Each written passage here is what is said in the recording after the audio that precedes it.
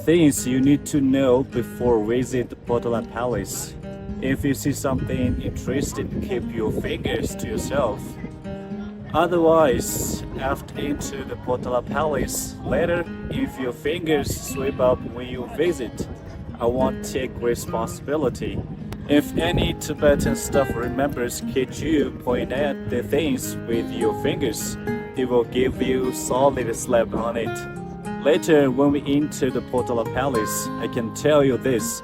No matter where you are from in China, or even if you are travel all around the world, what you will see in the Potala Palace will likely be the most gold you ever seen in your life. You see, when you go shopping, you buy gold by the gram or by an ounce. But there is things about the Potala Palace. The gold in it is measured in tons. Yes, you hear that right. Tons of gold everywhere you look. The most fascinating part, the immense amount of gold inside is actually the least valuable aspect of the whole place. Every Buddha statue, every sacred artifact, every tanka.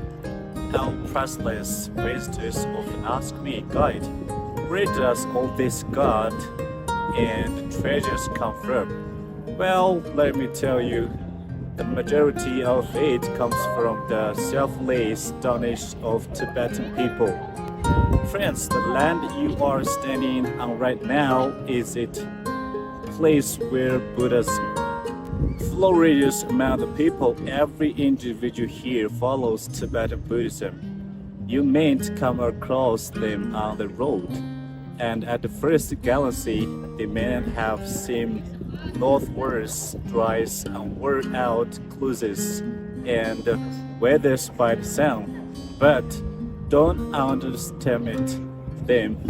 Families who can afford to send their children to prostrate among the pilgrimage roads are often relatively well off, especially the most intimate ethnic group here, the nomadic tribes. Have you seen these yaks roaming freely?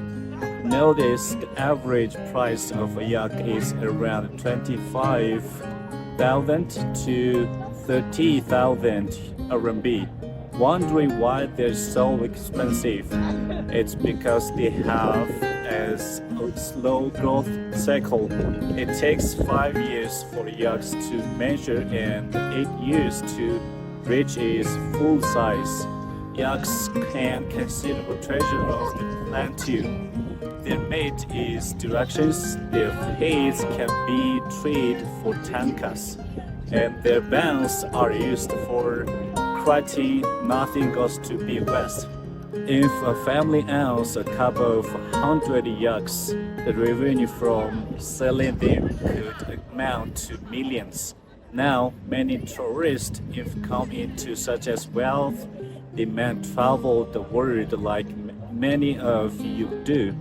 But for the Tibetan people, when they acquire wealth, they often donate it into temples. We have over 3,000 temples in Tibet, each one's resplendent in gold and gem.